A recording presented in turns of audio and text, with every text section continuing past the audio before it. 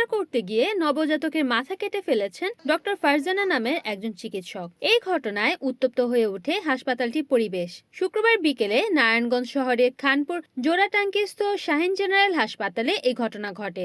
ঘটনার পরপরই পালিয়ে যায় অভিযুক্ত ডাক্তার ফারজানা। ঘটনার দায় স্বীকার করে হাসপাতাল কর্তৃপক্ষ জানান, সিজার করতে গিয়ে অনাকাঙ্ক্ষিত একটি ঘটনা ঘটে গেছে।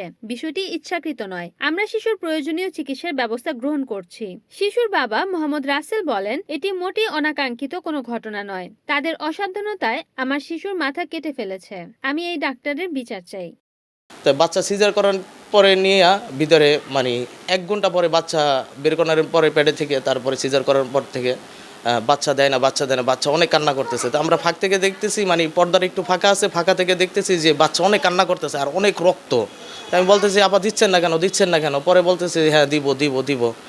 পরে এক পর্যায়ে আমাকে ডাক দিল যে ভাই এর বাবাকে। তখন আমি বলছি আমি।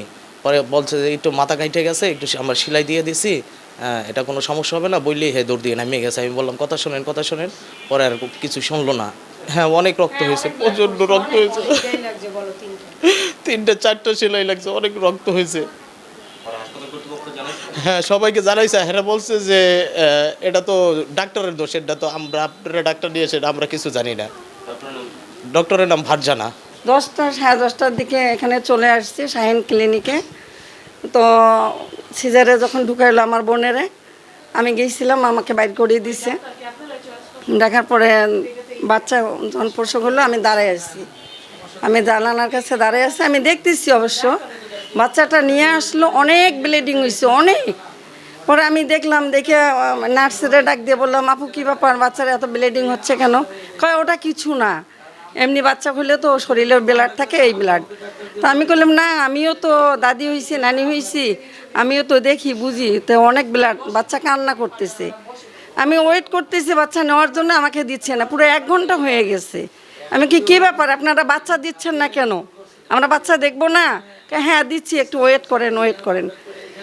পরে ঢুকরে আমি জোর করে ভিতরে ঢুকছি, ঢোকার পরে বাচ্চা দেখি যে অনেক ব্লিডিং।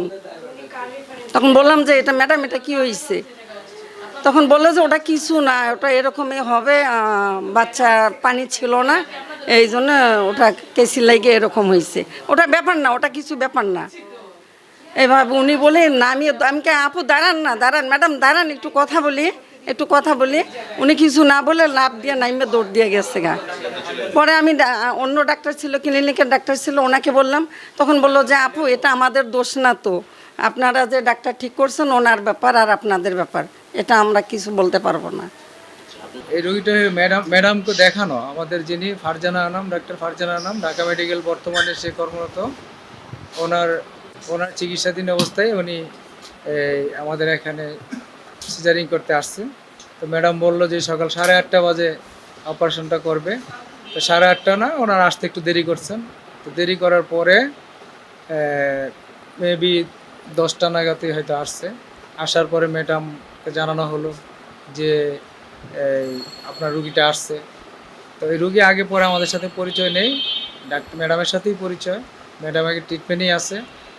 অপারেশনের ক্ষেত্রে আমি কিছুক্ষণ পরে শুনতে পারলাম যে বেবিটাকে এই অপারেশনের ক্ষেত্রে বেবিটাকে যখন বের করা হলো, তখন এটা বেবির মাথায় নাকি একটু আঁচ লাগছে অথবা কেটে গেছে, এরকম একটা খবর পেলাম। তাৎক্ষণিকভাবে আমরা দেখলাম।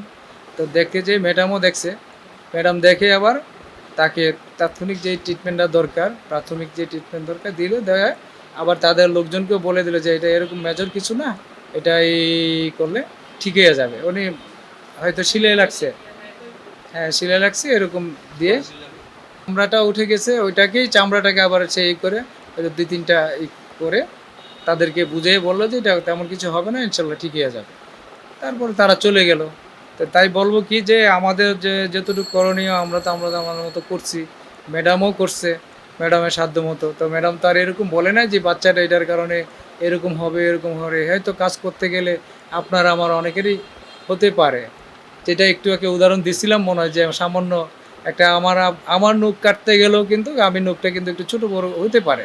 তো এটা হয়তো আর ম্যাডাম অনেক যথেষ্ট, আমি মনে করি তার ডিগ্রির কোনো ঘাটতি নেই, অনেক সিনিয়র ডাক্তার, উনি MBBS BCS প্লাস, সে FCPS করা ডাক্তার, বর্তমানে ঢাকা মেডিকেলের কর্মরত সিনিয়র পার্সন। সে এরকমটা আমাদের ক্লিনিকে এরকমটা কখনোই শুনি নাই, আর ম্যাডামের তো শুনিই নাই, আমাদের এমনটা হয় নাই।